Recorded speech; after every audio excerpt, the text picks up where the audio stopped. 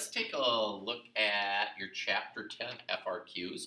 So we'll be starting with this one on the front, the one that's going with the 2011 exam.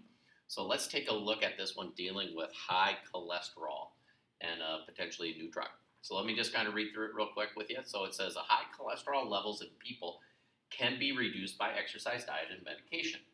20 middle-aged males with cholesterol readings between 220 and 240 milligrams per deciliter of blood were randomly selected from the population of such male patients at a large local hospital. 10 of the 20 males were randomly assigned to Group A, advised on the appropriateness of diet and exercise, and also received a placebo. The other 10 males were assigned Group B, received the same advice on appropriate exercise and diet, but also received a drug intended to reduce cholesterol instead of a placebo. After 3 months, post-treatment of cholesterol readings were taken for all 20 males and compared to pre-treatment cholesterol readings. The tables below give the reduction in cholesterol levels, pre-treatment reading minus post-treatment reading, for each of the males in the study. So those that were taking the placebo, here were the 10 individual results. Its average reduction was 10.2, the standard deviation 7.66. So cholesterol drug had a higher reduction level, 16.4 milligrams per deciliter, its standard deviation 9.4. So the question is this difference between these two reduction levels, is this one significantly more than this one right here?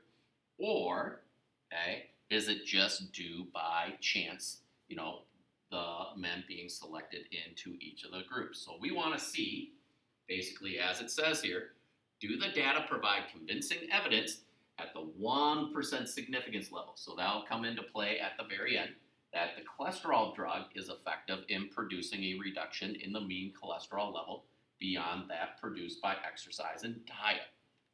All right, so these are the big ones in Chapter 10. This does take probably the most amount of work, but notice how it's just a single question. So how they would normally grade this on the AP exam is each piece is going to be worth a point. So we want to define the null hypothesis and the alternative hypothesis. So when I define the null and alternative hypothesis, I could define it one of a couple different ways. One way is just simply that the mean of the placebo treatment is equal to that of the mean of the drug treatment. Or you could say the difference, and this is where the formula comes into play. Whoops, almost put that minus spot in the wrong spot. So if I move mean of B to the other side, I'm saying it's equal to 0. Then, when I do the alternative, this is where it's so important to define mean of A and mean of B. So I'm going to define mean of A, as the mean cholesterol level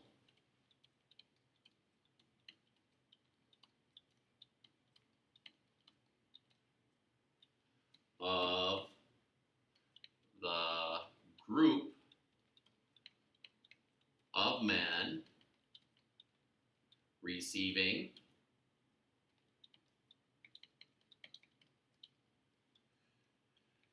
diet and exercise info along with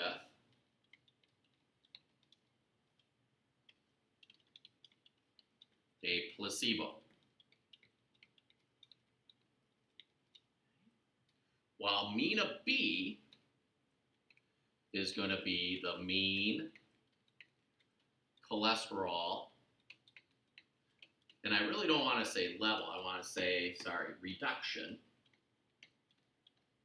Even I will correct it as I'm writing it. Of the group of men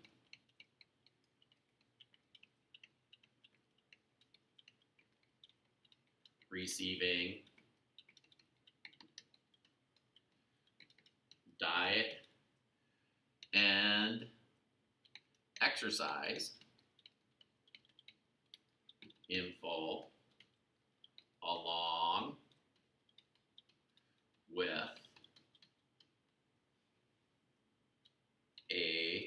cholesterol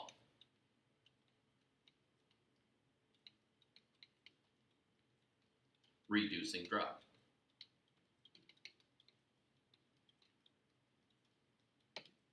All right, so the reason why I want to actually define these ahead of time is how to set up this one. Next one. If I'm thinking about this, this is the placebo. If the drug is actually more effective, that means the reduction rate is higher, meaning the placebo is less. The mean of the placebo should be less than the mean, okay, of the cholesterol reducing drug. Another way of saying that is the mean of A minus the mean of B would be less than 0. Now, here's the thing. If you put the drug first and the placebo second, the null is the same, but this now becomes a greater than. And you can do it that way. That works out just fine. Okay? So that's just the state. So just doing that can get you 1 point on the AP exam for this question. Sorry, I'm just going to keep lowering it here. So now, state plan. So now for my plan, I need to note what type of test I'm doing. Notice how I'm doing the difference between two means. So I'm going to note we will perform a 2-sample t-test for the difference between two means.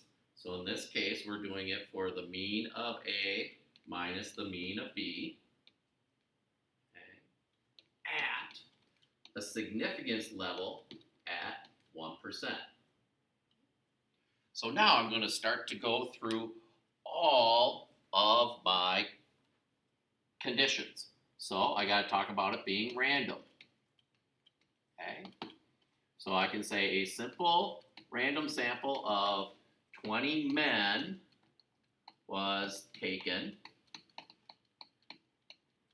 and 10 men were randomly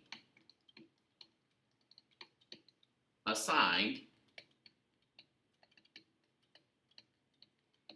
to each group. Okay. Check. So that one took a little more work. Okay. So normal.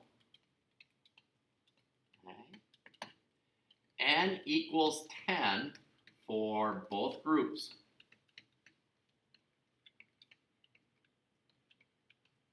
So we must graph the data. So I'm going to start here. I'll have a graph for group A. So this is my placebo group.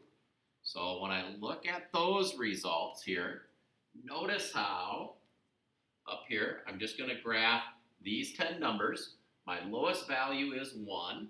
My highest value is 19. Just to note on the second one, it's -4 to 30. So as I start to do the number lines, you get a sense of which one is which. So for this one, right, starting at 0, and I need to at least go up to, I think it was, I apologize, I think I circled 19, but there's actually a 24 there. I missed that for a second. So I got to go to 25. So 5, 10, 15, 20, 25. So then I'll have group B. So here's their graph. So I got to go -5, 0, 5, 10, 15, 20, 25, 30. Kind of squeezing that one in here. So when I do group A, I'm just going to kind of graph these quickly. So I have a 2, 19, 8, 4, 12. I have another 8, 17, a 7, a 24, and a 1. So I actually have a 1 just kind of sneaking in there.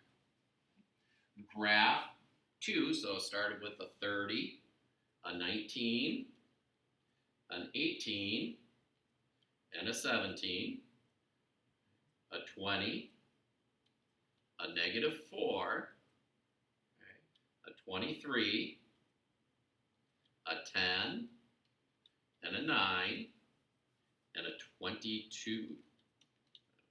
Have those show up a little bit better. So, when looking at these graphs, I would say something to the extent of both graphs show no outliers or extreme skewness. So we will assume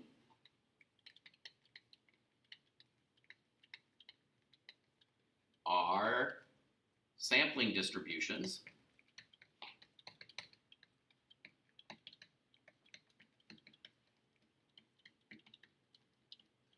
are approximately normal.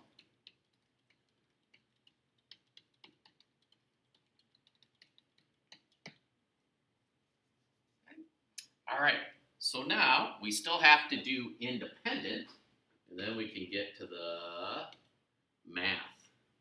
So for independent, we just need to show, is the population greater than 10 times the sample? Well, technically, since the men all come from the same population, we just need to show that the population is greater than 200. So we're going to say check yes. We will assume there were at least 200 men available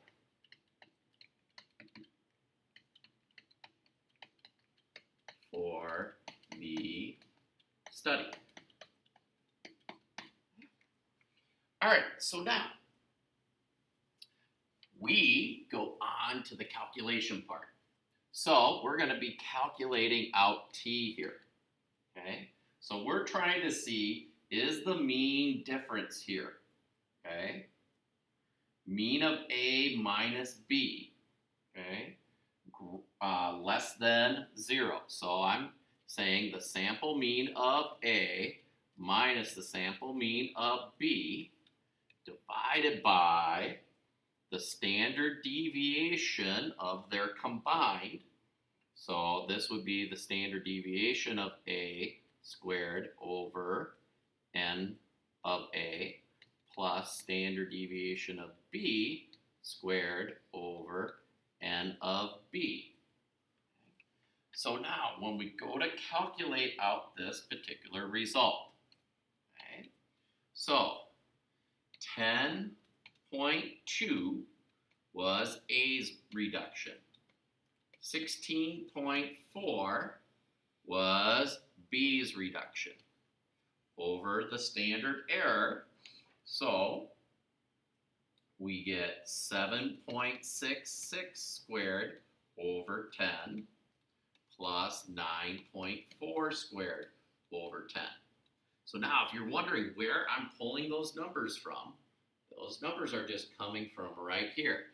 Here was A's, here is B's. Okay. Those are popping right into the formulas. So when I go to calculate this out, so just to show you, I'm going to kind of break it down for you. 10.2 minus 16.4, okay, is negative 6.2. So in the bottom, I have the square root of 7.66 squared divided by 10 plus 9.4 squared divided by 10. Exit out, hit enter. So I have this 3.83 ... So what I can do is I can go negative 6.2 divided by my answer, and that's going to give me my t-score of negative 1.617. Okay. Now here's the thing. On this problem, and I think my key actually does the reverse and treats the whole problem like a greater than. If you do greater than and calculate this out, here's the cool thing. This just flip-flops. This is the same. So instead of this being negative, it's positive. And then you're just doing a greater than test. You're still going to get the exact same value for your p-value.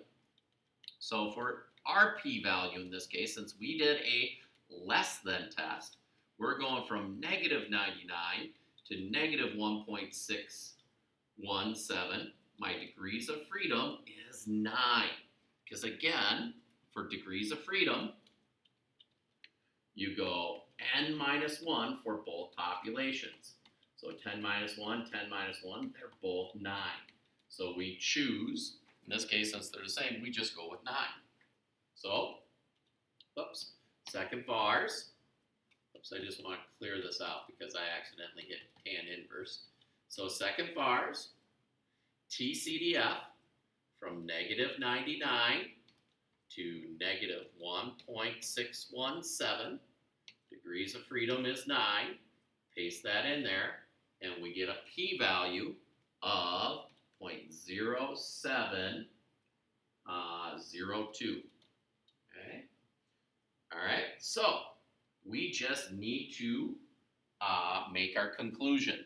So with our conclusion, what's kind of nice is technically on the AP exam, you don't have to interpret the p-value in the context of the problem. For our exams, we get you in that habit because it's important to know what it is, because from time to time they ask you to interpret it. So in this case, since our p-value of 0.0702, okay, is greater than 0.01, we fail to reject the null hypothesis. Meaning, we do not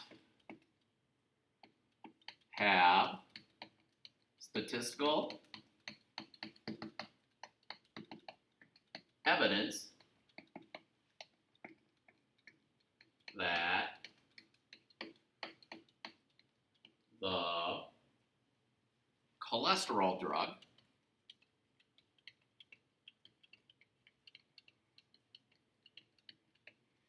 is effective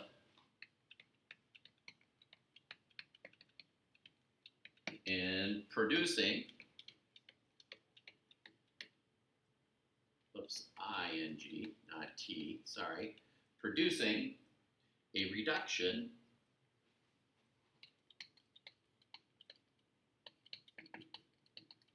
in the mean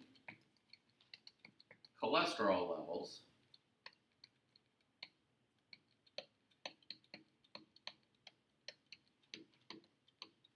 beyond that produced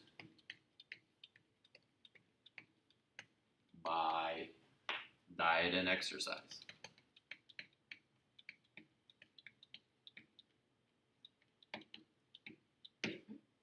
All right, so that takes care of one that deals with the difference of two means. So let's take a look at the other one on the other side. So for this one from 2012 exam, it says a survey organized conducted a telephone interviews in December of 2008 in which 1,009 randomly selected adults in the United States responded to the following question. At the present time, do you think television commercials are an effective way to promote a new product? Of the 1,009 adults surveyed, 676 responded yes. Then in 2007, 622 of the 1,020 randomly selected adults in the United States responded yes to that exact same question. Do the data provide convincing evidence that the proportion of adults in the United States who respond yes to the question changed from 2007 to 2008? So the key thing here is it actually changing? Is the proportion between the 2 years different? Okay. So this hopefully helps in doing this problem. Now notice in this particular case, okay, since they're asking a yes-no question, when I see yes-no questions, I'm thinking proportions. Nowhere in the problem did they mention means. Anytime you're doing a survey and it's a yes-no, proportions. Okay, so state plan do conclude on this one here. Okay, so the first thing we have to do is define our variables to help us determine our null and alternative hypothesis. So I'm going to use subscripts P sub 07 and P sub 08 to represent the population proportions. So basically the population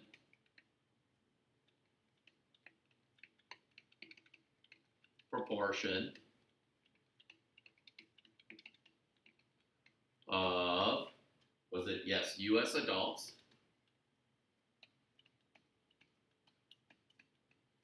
who say, or really not say, they think, who think TV commercials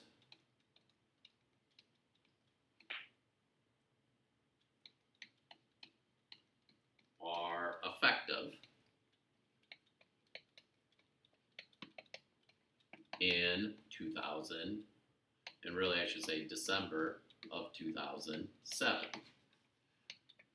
So then P of 8 is basically saying the same thing. Population proportion of US adults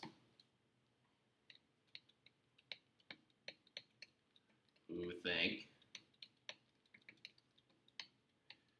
TV commercials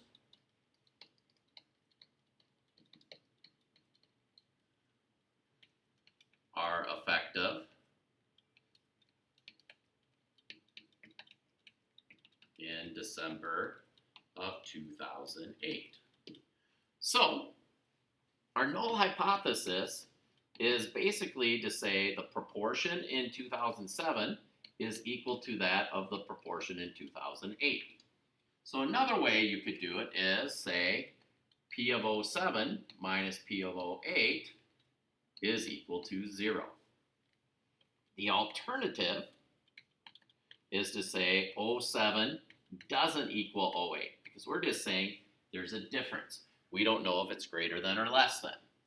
So P of 07 minus P of 08 doesn't equal 0.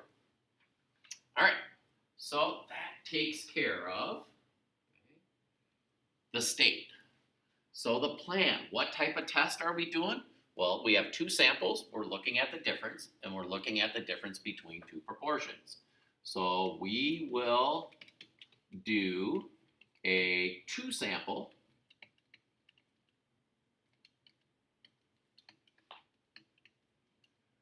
z-test for the difference between our two proportions, P sub 7 minus P of 8 at, they didn't give us a significance level, I don't believe, so we will say at the 5% level. Okay. So now, random, normal, independent, random. So in this case, yes, a simple random sample of, let's see, I think it was 1,020 US adults was taken in 2007, and a simple random sample of 1,009 US adults in 2008. All right, so now normal. Okay, so what we basically need to show is n time of 07 times p hat of 07 greater than or equal to 10 is n of 07 times 1 minus p hat of 07 greater than or equal to 10 is the number of 08 times p hat of 08 greater than or equal to 10 and is n of 08 times 1 minus p hat of 08 greater than or equal to 10. Kind of squeezing that here. Basically, is the number of people that said yes and no in each of the surveys greater than or equal to 10? Well, 622 people said yes in 2007. There were, okay, according to right here, 1,020. Okay, so if I subtract 1,020 minus 622, I know that 398 were greater than or equal to 10. Check. Now in 2008, only 676 said yes. Check. When I subtract that from 1,009, I get 333 were greater than or equal to 10. So all of these are congruent. So our distribution is approximately normal.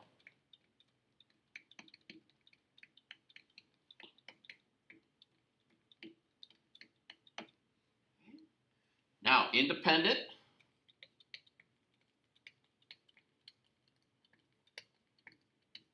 Okay. So is the population,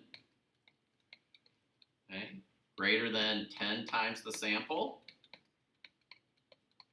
So in 07, our population greater than, if I go 10 times 1,020, is our population greater than 10,200? And in 408, is our population greater than 10 times 1,009? Is our population greater than or equal to 10,090? And the answer to that is yes. Okay.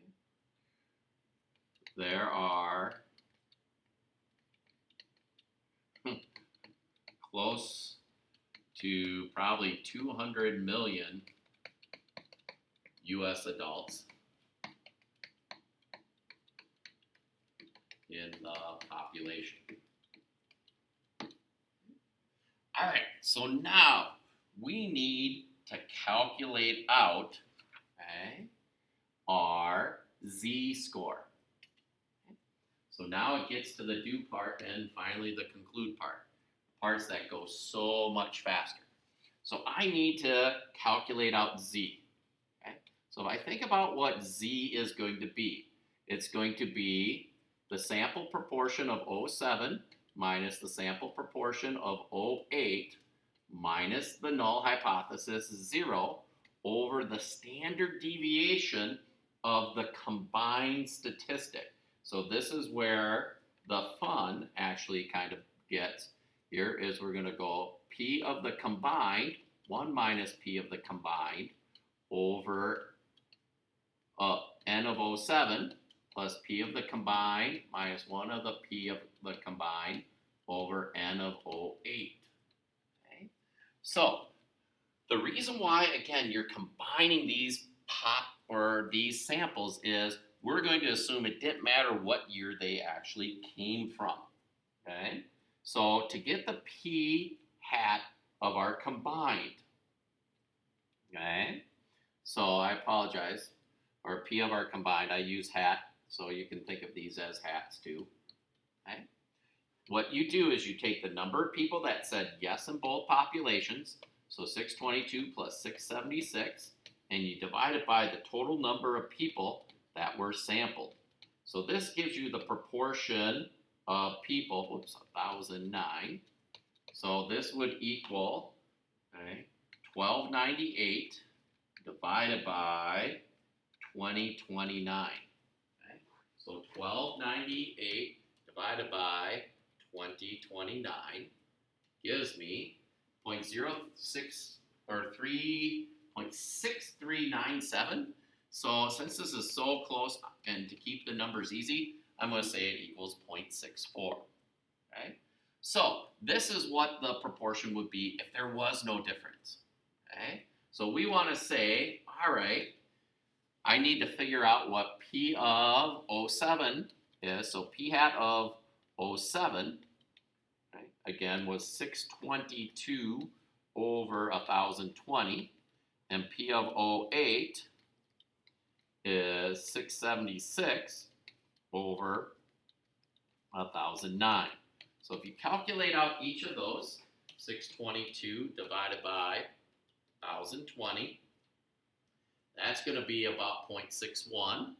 And 676 divided by 1009 is pretty darn close to 0.67. So this is 0.61, this is 0.67. Okay? So we're going to go 0.61 minus 0.67 minus 0. So it's this value minus 0. So it's really this difference minus 0 over the standard error of the combined. So this will be over 1020, and this will be over 1009. This takes a little bit of calculation to do. So in the top part here, I have negative 0.06. In the bottom part, so I can go square root of 0.64 times 0.36 divided by 1020 plus 0.64 times 0.36 divided by 1009. So when I hit enter, I'll get 0.0213. I calculate that a little bit further. So if I go the difference, it should be technically negative 0.06 divided by, I'm going to do my answer so I get a nice answer for here. I get negative 2.815. So now, technically, this is a two-sided test. Okay? So if I'm looking at this, I'm trying to say I am negative 2.815 standard deviations to the left, or technically to the right. Okay. So when I do normal CDF, I'm going to do the lower bound, negative 99 to negative 2.815. So second bars, normal CDF, negative 99 to negative 2.815. Mean and standard deviation stays 0 and 1. Calculate that in there. I get 0.0024. And now I'm going to times this by 2 because it could be on the other side. So my true p-value is 0.0048. All right, so I can finally go to my conclusion here. So I'm just going to move this up. Our significance level was 5%. So we can say, since our p-value of 0.0048 is greater than 0.05, we fail to reject the null hypothesis. That is, oh, what am I saying? Mr. Parts, I'm not being very smart here. It's not greater than, since our p-value is less than 0.05, we reject the null hypothesis. Yeah, that is, we have statistical evidence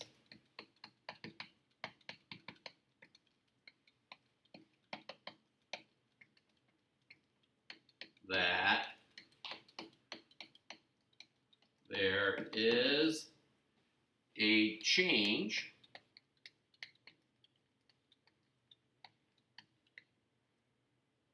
of U.S. adults who believe TV is an effective way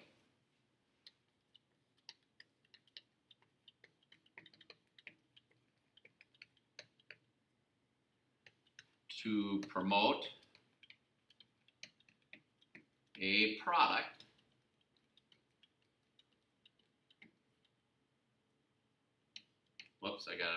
to promote a product from December of 2007 to December of 2008. So we actually have statistical evidence that this proportion, okay, that there is a change in proportions, forgot that important word, of U.S. adults who believe TV is an effective way to promote a product from December 2007 to December 2008. All right, that ends this video.